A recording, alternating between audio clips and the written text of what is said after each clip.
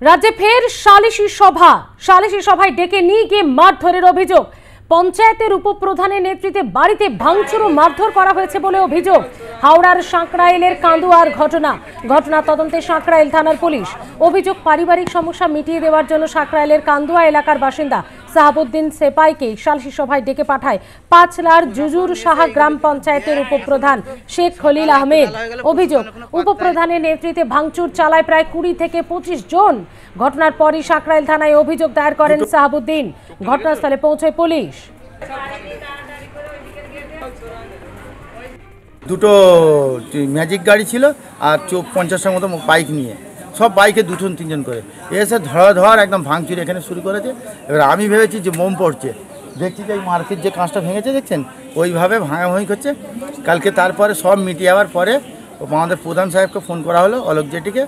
উনি বললো পুলিশ যাচ্ছে, যেতে তো একটা টাইম লাগবে। স্যার ঝামেলা মিটিয়ে যাওয়ার পরে যখন আমাকে ফোন মারধর করছে, এখান থেকে কেউ জানা আমাদের গ্রামে পাড়াতে একটা রেকর্ড আছে, কোনোদিন কোনো ছেলে মারপিটের দিকে জানে, আজ পর্যন্ত এরকম তারা কোনো ঘটনা নেই।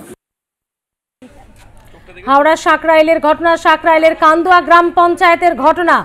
মারধর এবং বাড়িতে ভাঙচুর করা হয়েছে উপপ্রধানের নির্দেশেই। সালিশি সভায় নিদান গ্রামের মোড়লদের এবং সেখানে পঞ্চায়েতের কর্তা ব্যক্তিরাও ছিলেন বলে অভিযোগ। বারবার সালিশি সভা না করার এবং আইন না হাতে তুলে নেওয়ার কথা বলা হলেও পুলিশি সেই প্রচারে কিন্তু কোনোভাবেই কাজ হচ্ছে না, বিশেষ করে গ্রামাঞ্চল এলাকাগুলিতে। সালিশি সভায় ডেকে এনে মারধরের অভিযোগ। হাওড়ার ঘটনা, চাঞ্চল্য এলাকায় উপপ্রধানের নেতৃত্বে বাড়িতে ভাঙচুর এবং মারধর করা হয়েছে বলে অভিযোগ। হাওড়া সাঁকরাইলের কান্দুয়া গ্রাম পঞ্চায়েতের ঘটনা। বারবার পুলিশি প্রশাসনের তরফ থেকে প্রচার অভিযান চালানো হলেও আইন নিজেদের হাতে নেন গ্রামবাসীদের এবং বিশেষ করে একটা অংশের মানুষ, যেখানে গ্রামের মোড়লরা, মাতব্বররা এই ধরনের সালিশি সভা বসায়। কোথাও চুল কেটে নেওয়ার নিদান, কোথাও উলঙ্গ করে ঘোরানোর নিদান, কোথাও আবার বাড়িতে ভাঙচুরের নিদান। এই ধরনের সালিশি সভা কবে বন্ধ হবে বাংলার গ্রামগুলি থেকে, প্রশ্ন সেখানেই। আমরা সরাসরি কথা বলবো হাওড়ার এই কান্দুয়া থেকে, রয়েছে আমাদের প্রতিনিধি রণজিৎ রায়। রণজিৎ, এই ঘটনা আরো একবার গ্রাম বাংলার যে চিত্রটা সেটা তুলে ধরলো, যে ভয়ঙ্কর চিত্রটা। বারবার সালিশি সভা নিষেধ করা হলেও পুলিশ প্রশাসনের তরফ থেকে এর থেকে মুক্তি মিলছে না গ্রামের মানুষদের। কি অভিযোগ এখানে? দেখো, বারবার কিন্তু এই যে সালিশি সভা এবং সেই সালিশি সভায় যারা রাজনৈতিক দলের নেতৃত্ব রয়েছে, ঠিক তারাও রয়েছে এই সালিশি সভায়। তবে এই সালিশি সভা নিয়ে বারবার একটা অভিযোগ উঠছে। গতকাল সাঁকরাইলের কান্দুয়ায় যেখানে সালিশি সভা হয়েছিল, সেই সালিশি সভায় সাহাবুদ্দিন সেপাই, যার মেয়ের বিয়ে দেওয়া নিয়ে তার বউয়ের সঙ্গে একটা বচসা হয় এবং এই বচসার ফলে তার বউ কিন্তু বাড়ি ছেড়ে চলে যায় এবং তারপরে সেখানে তার দুই পরিবারের লোক তারা গতকাল একটা সালিশি সভা করে এবং সেই সালিশি সভায় যেটা জানা গেছে যে জুজার সাহা যে উপপ্রধান শেখ খলিল আহমেদ, তিনি কিন্তু তার নেতৃত্বে তার বাড়িতে সালিশি সভা বসে এবং সেই সালিশি সভায় মতের অমিল হওয়ায় তার বাড়িতেই কিন্তু খলিল আহমেদের নেতৃত্বে, যিনি তৃণমূলের পঞ্চায়েত প্রধান, আর তার নেতৃত্বে প্রায় 20 জন ছেলে তার বাড়িতে আসে এবং সেখানে তারা সেই সালিশি সভা করে। তবে সালিশি সভা যখন একেবারে ঠিক মতন তারা নিজেরা যখন না আসে, ঠিক সেই সময় তারা কিন্তু তাদের মতের অমিল হওয়ার পরেই তাকে বেধড়ক মারধর করা হয়, ভাঙচুর করা হয়। তার বাড়ির গাড়িগুলো যেখানে বাইরে দাঁড়িয়েছিল সেই গাড়িগুলোকেও ভাঙচুর করা হয়েছে। সব মিলিয়ে তার সালিশি সভায় কিন্তু যেটা জানা যাচ্ছে যে তৃণমূলের পঞ্চায়েত প্রধান, তার নেতৃত্বে এই সালিশি সভা এবং তার দলবলের ছেলেরা তার বাড়িতে চড়াও হওয়া এবং সেখানে তার গাড়ি ঘর দুয়ার ভাঙচুর এবং তার পরিবারের লোককে মারধর, এটা নিয়েও কিন্তু একটা ক্ষোভ প্রকাশ রয়েছে। প্রশ্নচিহ্ন উঠলো, যেখানে রাজ্যের মুখ্যমন্ত্রী মমতা বন্দ্যোপাধ্যায় বারবার জানিয়ে দিয়েছেন যে যারা রাজনৈতিক কাজে রয়েছেন আর রাজনৈতিক দায়িত্বে রয়েছে তারা কোনো সালিশি সভায় তাহলে কেন তাকে গ্রাহ্য না করে রাজ্যের মুখ্যমন্ত্রী মমতা বন্দ্যোপাধ্যায় এবং সুপ্রিমো রাজ্য করে কার্যত তারা এই সালিশি সভায় যাচ্ছে এবং তাদের সালিশি সভায় যে নিদান হচ্ছে সেই নিদান অনুযায়ী তারা কিন্তু সমস্ত কিছু বিচার করছে। এর আগে একাধিক দেখা গেছে যে সালিসি সভায় পছন্দ না হলে মারধর থেকে করা হয়েছে। শুধু তাই নয়, একেবারে সেই হাওড়ায় কান্দুয়ায় কিন্তু সেই সালিসি সভা গতকাল এবং সেই নৃশংসভাবে পরিবারের লোককে মারধর করা হয়েছে, তাদের ঘরদোর ভাঙচুর এবং তাদের গাড়ি সম্পত্তি সমস্ত নষ্ট করা হয়েছে। প্রশ্নচিহ্ন হচ্ছে গতকালের এই সালিসি সভার পরে পঞ্চায়েত প্রধান তিনি কিন্তু মুখ খুলতে রাজি হচ্ছে না এবং তিনি কিন্তু গতকাল থেকেই এলাকা ছাড়া।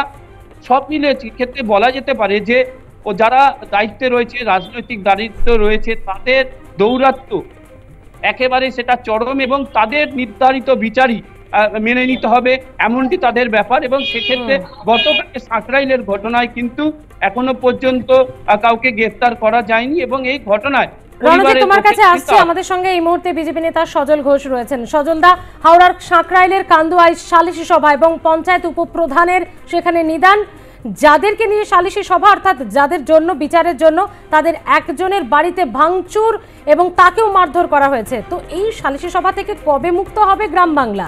না না, ভাঙচুর শুধু নয়, ভাঙচুর শুধু বললে হবে না, সঙ্গে লুটপাটের অভিযোগও আছে, সঙ্গে টাকা লুটের অভিযোগও আছে। পুরো তৃণমূলটাই তো টাকার জন্য চলছে।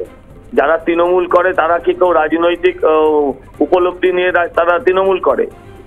তৃণমূলটা হচ্ছে ব্যবসা, তৃণমূলটা হচ্ছে কোম্পানি। আর সালিসি সভা, যারা কোর্ট বলেছিল শাসকের আইন, হ্যাঁ আইনের শাসন নেই একদম, এখানে দেখা যাচ্ছে যে শাসকের আইনই তো চলছে। শাসকের আইন হচ্ছে পঞ্চায়েত দেখে মানুষকে মারা, তার থেকে টাকা আদায় করা, তোলা আদায় করা। এটাই তো আজকের তৃণমূল। আচ্ছা, কিসের জন্য মারছে? বিবাহ বহির্ভূত সম্পর্ক, অত্যন্ত খারাপ, যেই করুন, মানে দুর্ভাগ্যজনক, খারাপ বলবো না। কিন্তু প্রশ্ন হচ্ছে, আপনি আমাকে একটা কথা বলুন তো, তাহলে তো তৃণমূলের বহু নেতাকে এরকম ভাবে পিটতে হয়। শোভনদাকে দিয়ে তো শুরু করা উচিত ছিল, কিন্তু এগুলো কোনোটাই এক্সপেক্টেড নয়। আর দেশের আইন, যারা শাসক, তারা নিজেরা যখন আইনটাকে হাতে তুলে নিচ্ছে, আগামী দিন এই সাধারণ মানুষ তারা যদি এই লোকগুলোকে যারা আজকে মারছে তাদেরকে যদি ধরে ল্যাম্পপোস্টে বাঁধে, তখন আপনারা তাদেরকে সমাজবিরোধী বলবেন না যে তারা আইন নিয়ে খেলছে। জানবেন আইন তাদের প্রোটেকশন দিতে পারেনি বলে মানুষ নিজের বাঁচার অধিকার নিজেরা করে নিচ্ছে। আর আজ না হলে কাল, আমার এই কথাটা রেকর্ড করে রাখুন, মানুষ আইন হাতে নিতে বাধ্য হবে।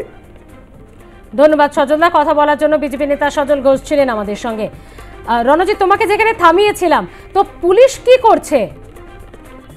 দেখো, গতকাল শাহাবুদ্দিন সেপাই যাকে মারধর করা হয়েছে তার চিত্র পাওয়া গেছে এবং তাকে মারধর করা হয়েছে, তার চোখে জখম করা হয়েছে, শরীরে আঘাতের চিহ্ন রয়েছে।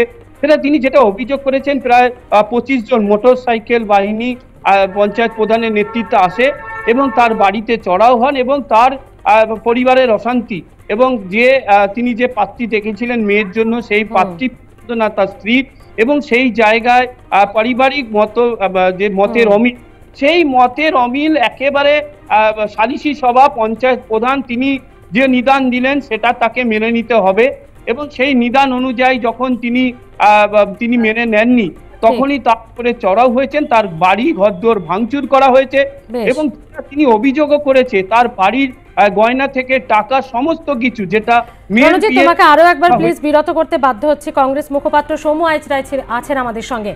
সৌম্যদা, রাজনীতির কারণেই কি এই সালিসি সভাগুলি এবং বারবার দেখা যাচ্ছে মানুষকে মারধর ভাঙচুর তাদের বাড়িতে? তো এই সালিসি সভার এখতিয়ার, এই ধরনের বিচার করার এখতিয়ার কি পঞ্চায়েত এলাকায় পঞ্চায়েত প্রধান, উপপ্রধান এদের থাকে? এরাই তো আইন, এরাই তো এই বাংলার সব থেকে বড় আইন রক্ষক। বাংলায় তো গণতান্ত্রিকভাবে সংবিধানের শাসন চলছে কিনা আমাদের সন্দেহ হচ্ছে। আমরা দীর্ঘদিন ধরে অভিযোগ করছিলাম, দুষ্কৃতকারীদের হাতে আইন, দুষ্কৃতকারীদের হাতে পুরোটাই এসে পড়েছে। তারাই ঠিক করছে সালিসি সভা, তারাই ঠিক করছে মানুষকে মারা, তারাই বিচারের ভার দায়িত্ব নিয়ে নিয়েছে। তৃণমূল এবং এই সালিসি সভা, এই দুর্বৃত্তরা মিলেমিশে একাকার হয়ে গেছে। পুলিশের কাছে আর কিছু করার নেই, আইনের শাসন বলে কিছু নেই। দল এবং সরকার তার রেকলেস হয়ে গেছে। সমস্ত যারা এই অপরাধকারী, তারা এখন আইন নিজেদের হাতে তুলে নিয়েছে। ধন্যবাদ সৌম্যদা।